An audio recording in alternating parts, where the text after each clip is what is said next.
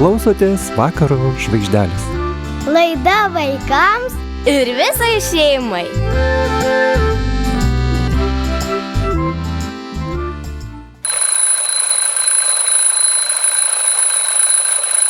Ei, geri darbai, kur jūs?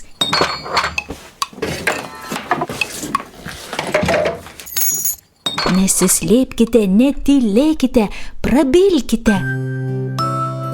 Vieną kartą pamačiau ant kelio gulintį ežiuką. Pamačiau važiuojančią mašiną ir patraukiau ežiuką. Kitą dieną aš su seneliu važiavau ir pamačiau tą patį ežiuką. Pažiūrėjau, ar jis tikrai toks pat ir apsidžiaugiau, galim pasakyti taip.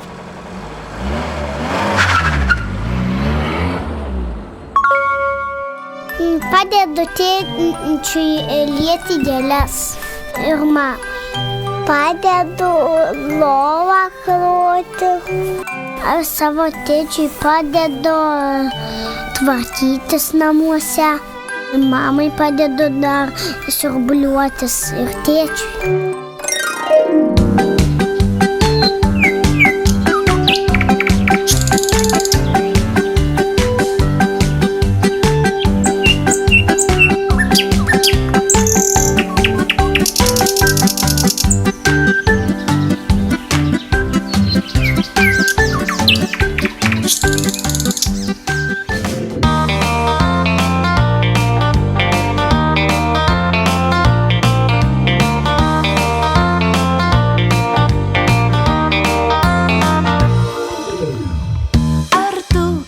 Suskaičiuoti, kiek lašelių turi lietus.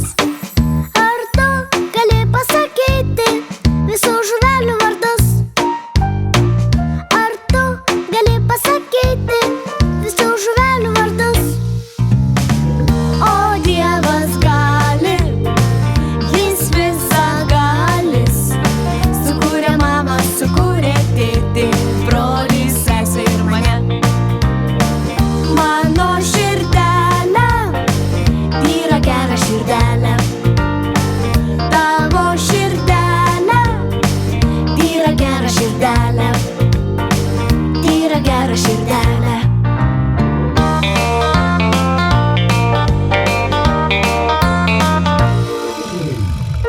Ar tu gali suskaičiuoti, kiek debesėlių turi dangus? Ar tu gali pasakyti visų žvaigždelių vardus? Ar tu gali pasakyti visų žvaigždelių vardus? O Dievas gali, jis visagalis.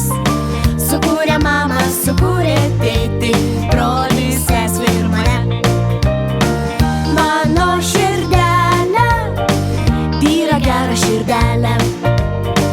Tavo širdelė, tyra gera širdelė. Ir kačiuko širdelė. Ir kačiuko. Ir šuniuko širdelė. Ir šuniuko. Tyra širdelė, tyra gera širdelė. Tyra širdelė, tyra gera širdelė.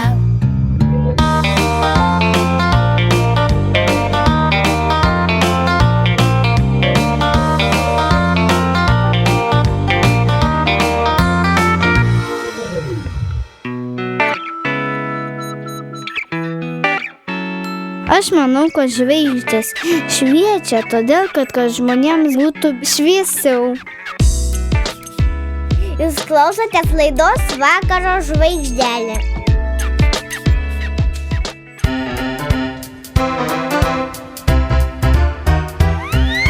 Sveiki vaikai, tai mes, Sraigė Naigė ir Sraigutė Gutė. Ar skaitai įdomią knygelę apie mus? Sraigių nuotykiai ir užduotėlės. Taip, skaičiau. Tikrai puikiai knygelė. Naigė, o galėtum ant mano knygos pasirašyti? Žinoma, Gutė, galėčiau, bet tuomet ir tu pasirašyk ant manosios.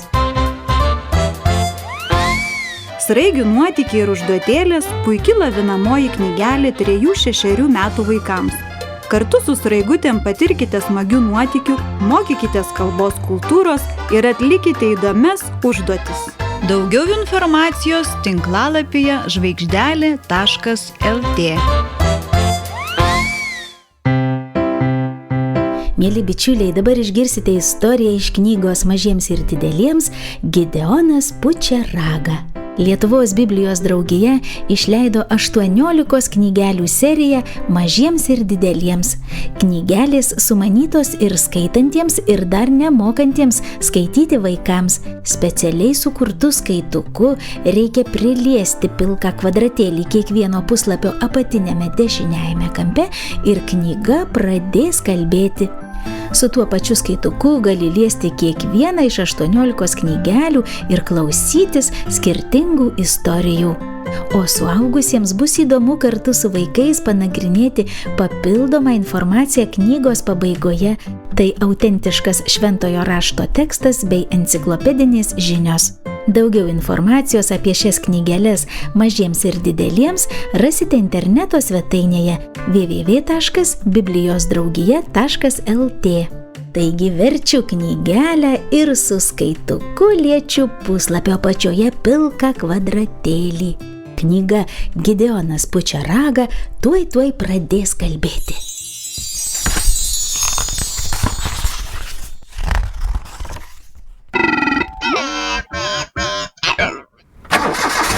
Keliaukime su laiko mašina į praeitį.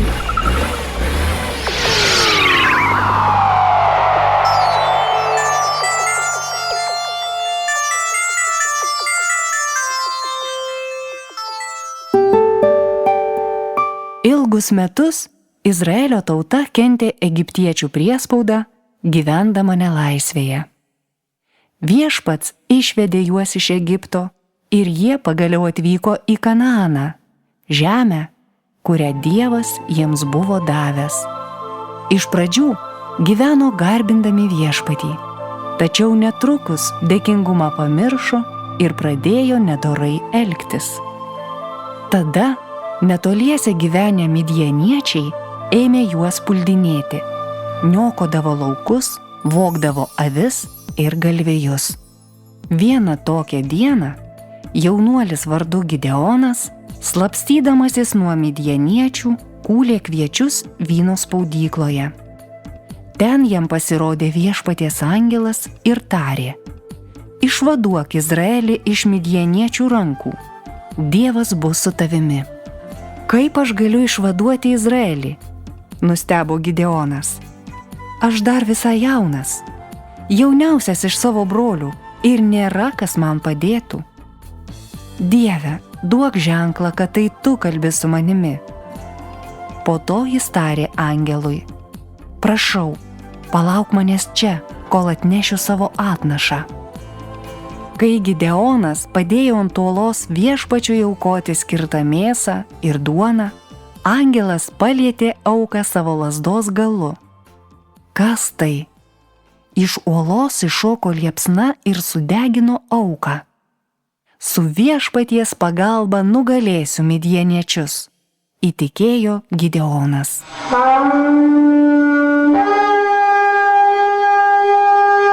Gideonas pūtė ragą ir šaukė: kilkim į kovą su midjaniečiais. Į tolimiausius miestus ir kaimus iškeliavo pasiuntiniai. Pas Gideoną susirinko daugybė žmonių, nes visi žinojo, kad jam padeda Dievas. Kai suskaičiavo atvykusius, jų buvo net 32 000. Kitą rytą Viešpats tarė Gideonui: dieviškam mūšiui didelės kariuomenės nereikia. Kas dreba iš baimės, te grįžta namo. Gideonas tai paskelbė vyrams. 22 000 grįžo namo, o 10 000 pasiliko. Karių vis dar per daug. Nuvesk juos prie vandens, ten aš tau juos atrinksiu. Kaip Viešpats liepė, taip Gideonas ir padarė. Dauguma karių gėrė atsiklaupę, o kai kurie pasisėmė vandens į saują ir lakė iš jos kaip šunys. Mūšiui su midjaniečiais pakaks ir tų, kurie laka iš saujos, tarė viešpats Gideonui. Jų buvo 300. Ta naktį viešpats kalbėjo Gideonui. Kai pasieksite priešų stovyklą, pulkite, nes aš atidaviau juos tau į rankas. Jeigu bijai pulti, nueik pasiklausyti, ką jie kalba. Pasiėmė savo ginklanešį Purą, Gideonas nusėlino link priešo stovyklavietės. Pažvelgę žemyn į slėnį, jie pamatė nesuskaičiuojamą daugybę karių ir kupranugarių. Gideonas pasiekė midjaniečių stovyklą kaip tik tuo met, kai vienas kareivis pasakojo bičiuliui savo sapną. Iš kažin kur atriedėjo miežinės duonos kepalas ir taip smogė į mūsų palapinę, kad ji sugriuvo. Tai išgirdęs bičiulis tarė: šitas duonos kepalas yra ne kas kita, kaip Gideono kariuomenė. Ką darysim? Dievas mus visus atidavė jiems į rankas. Gideonas pagarbino viešpatį ir ryžosi kovai. Parskubėjęs į savo stovyklą, Gideonas paragino karius: eime, viešpats atidavė midjaniečius į mūsų rankas. Pasiėmę savo pučiamuosius ragus, Gideono kariai išsiruošė į žygį. Kiekvienas nešėsi po tuščią puodą su deglu. Pirmiausia, kariai apsupo priešo sargybinius.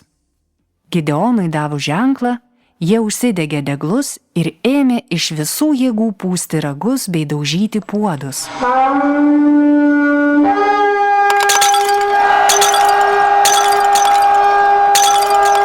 Už viešpatį, už Gideoną griaudėjo šauksmai. Purtinantys šauksmai, ragų gausmas, daugybės deglų ugnis įbaugino midjaniečius. Gideono kariuomenės apsupti, jie iš panikos pradėjo kautis su saviškiais. Izraelitų būriai nusivijo persigandusius midjaniečius ir išvarė juos iš Izraelio žemės. Gideono žmonės nugalėjo midjaniečius be mūšio. Įtikėjęs viešpačiu ir pasikliaudamas jo žodžiu, Gideonas išvadavo Izraelį. Tada daugelis žmonių įtikėjo Dievą, garbino jį ir ramiai gyveno.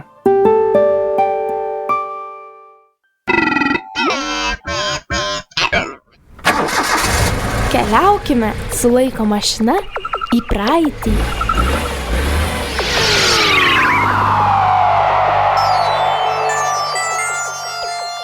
Rubriką remia Lietuvos Biblijos draugija.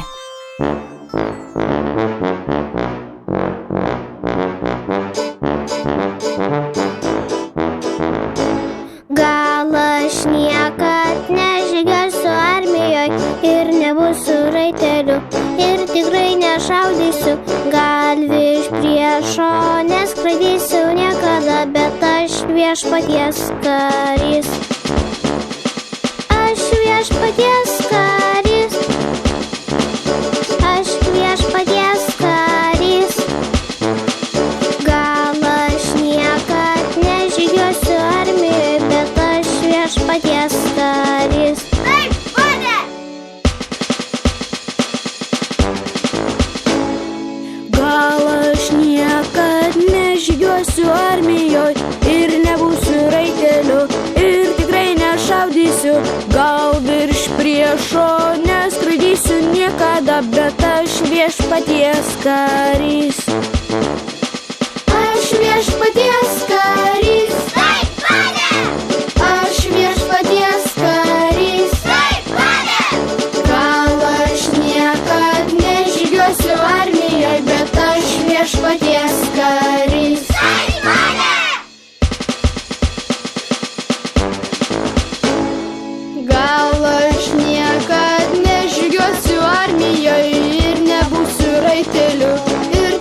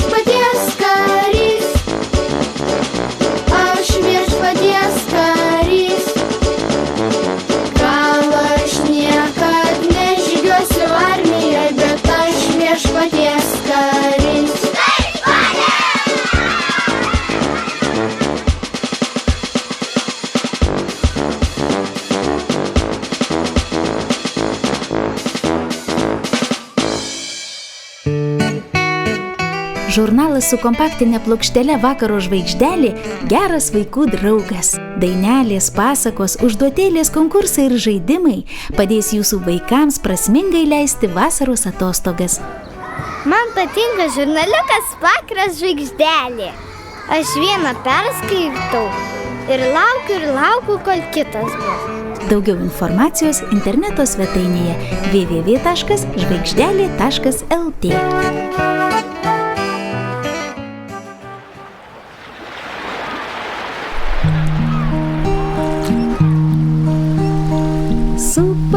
Supasi mažas laivelis, supasi ant bangų. Pasakų jūroj plaukia laivelis, o jame aš ir tu. Pasakų jūroj plaukia laivelis, o jame aš ir tu.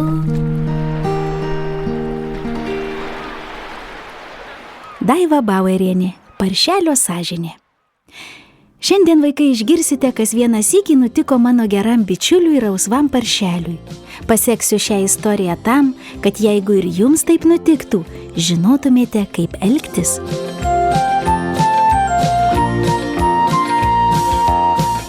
Vieną rytą paršelis atsikėlė, pasirąžė ir sako: Labas rytas, mamyte. Kariu, noriu valgyti. Mama pasveikino savo mažylį plačia šypsena. Labas rytas, paršiuk, kaip miegojai? Puikiai, bet noriu valgyti. Aš dabar einu į parduotuvę ir parnešiu maisto, paruošiu pusryčius. O tu atsikelk, pasiklok savo lovytę, pasimankštink, nusiprausk ir lauk manęs. Ir dar, išnešk šiukšles, gerai? Gerai. O kodėl tiek daug darbų iš pat ryto? Kriu. Mama šiek tiek pagalvojusi tarė: Tu esi mano pagalbininkas, man vienai sunku visus darbus nudirbti. Pagelbėsiu, tik dar truputį. Pamiegosiu. Kriu. Mama išėjo, o paršelis apsivertė ant kito šono ir jau norėjo snausti, kai staiga prisiminė saldainius virtuvės spintelėje. Strykti iš lovos ir nuskuodęs į virtuvę, užsilipo ant kėdės, atsidarė spintelės dureles ir... Niam. Vienas saldainis, kriu. Koks šokolado skanumėlis. Antras saldainukas. Oi, koks gardumėlis. Niam. Ir trečias saldainukas. Kriu. Gana, pasiliksiu kitam kartui. Eisiu, kriu, dar pagulėti. Patenkintas rausvas paršelis vėl įsitaisė lovoje ir švelniai glostė savo pilvuką. Ak, kaip gera prisivalgyti gardžių saldainių su riešutais. Oi, kriu, kas čia dabar? Ai.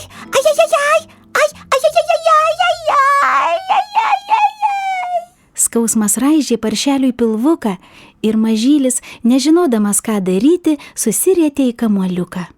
Laimiai greitai sugrįžo mama ir išgirdusi dejavimą atskubėjo į kambarį. Kas tau atsitiko, paršiuk? Oi, kriu, man labai skauda pilvuką. Gal ragavai saldainių? Ne, kąsnelio burnoje neturėjau, kriu, gulėjau ir pradėjo pilvuką skaudėti, kriu. Vargšeli tu mano, greičiausiai tau reikia pavalgyti. Ir nuėjus į virtuvę išvirė manų košės. Paršelis pasistiprino ir pilvuko skausmas praėjo. Mamyte, aš bėgu į kiemą, Palauk, o kas šiukšles išneš? Paskui. Žinoma, lovos jis nepasiklojo, mankštos nepadarė, šiukšlių neišnešė ir mamytei už pusryčius nepadėkojo.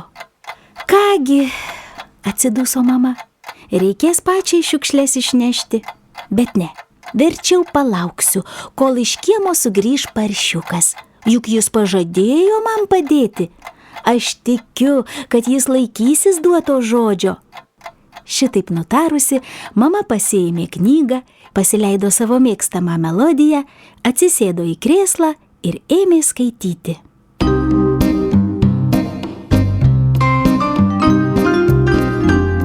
O tuo metu rausvas paršelis žaidė su draugais futbolą, vėliau suposi, paskui žaidė kvadratą.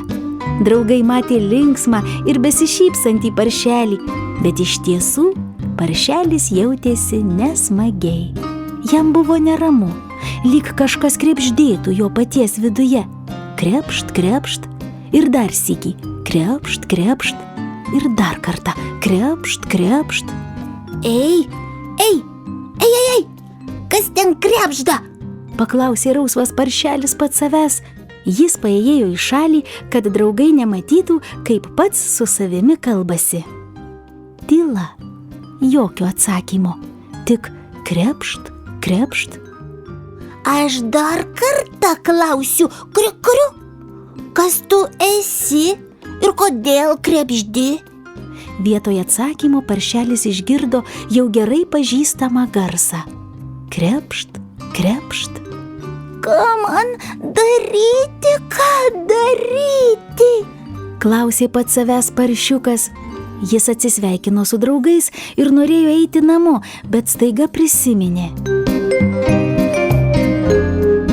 Aš pamelavau mamai, nepasiklojau lovos, kriu, nepadėkojau už pusryčius ir neišnešiau šiukšlių, kriu, nors pažadėjau. Man gėda, labai gėda. Aš esu melagis. Kągi man daryti? Netrukus jis išgirdo atsakymą, bet greičiau neišgirdo, o atsakymas suskambo jo galvoje. Prisipažink, kad melavai, atsiprašyk ir padaryk tai, ką esi pažadėjęs. Nieko nelaukdamas, rausvas paršelis parbėgo namo. Apkabino mamytę, prisipažino melavęs, atsiprašė, padėkojo už pusryčius, išnešė šiukšles ir pasiklojo lovą. O jo širdelė džiaugėsi, kad pagaliau nutilo tas keistas garsas.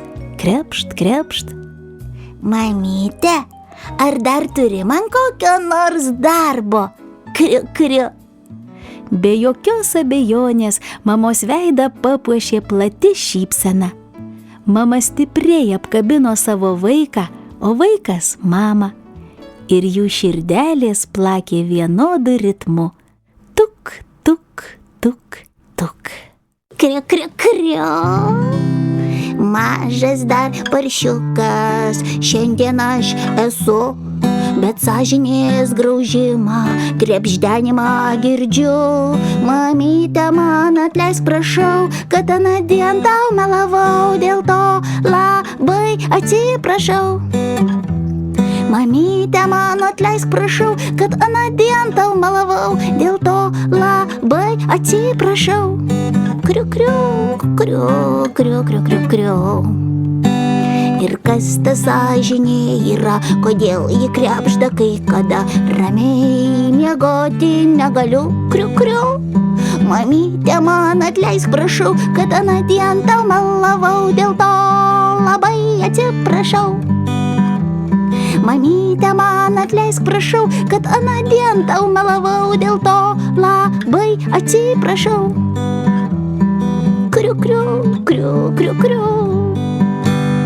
Gyventi žymiai man linksmiau, kai aš mamos atsiprašiau ir sąžinė nutilo pagaliau. Kriu. Širdelė mano džiaugiasi ir sąžinė vėl šypsosi, nes aš mamos atsiprašiau. Širdelė mano džiaugiasi ir sąžinė vėl šypsosi. Kriu, kriu, nes aš mamos atsiprašiau. Nes aš mamos atsiprašiau. Ir dar širdelė man kužda, kad aš padėkočiau mamytei už pietus ir pasisiūlyčiau suplauti indus. Mamyte, ačiū už pietus. Ir leisk suplausiu tau indus. Širdelė mano džiaugiasi ir sąžinė vėl šypsosi. Kriu, kriu. Nes aš mamos atsiprašiau. Kriu, kriu, kriu, kriu, kriu. Praleiskite vasarą su pasakomis. Čia buvo radijo laida vaikams ir visai šeimai Vakaro žvaigždelė. Ten, kur teka upeliukas, kur medelis auga, stovi mažas nameliukas su langais į dangų, su langais į dangų. Tam namelį žmogeliukas teleskopą turi. Į žvaigždės ir į mėnulį visą naktį žiūri. Tam namelį žmogeliukas teleskopą turi. Į žvaigždės ir į mėnulį visą naktį žiūri.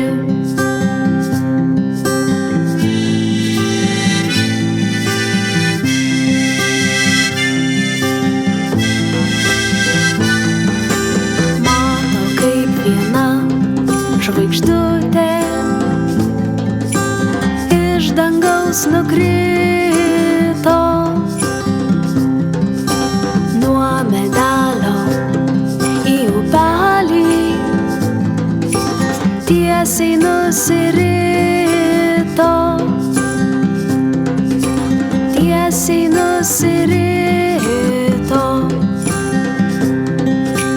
Bėgo prie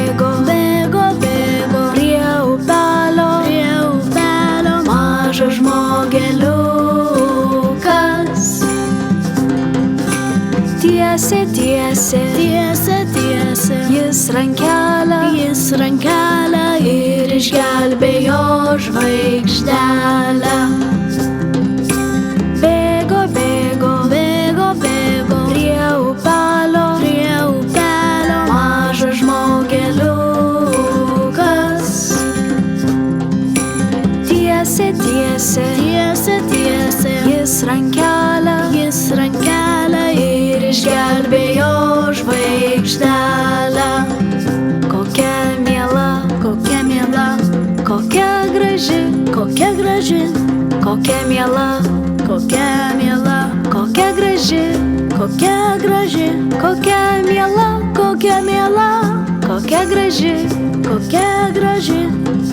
kokia graži žvaigždutė. Tam namelį žmogeliukas teleskopą turi. Į žvaigždės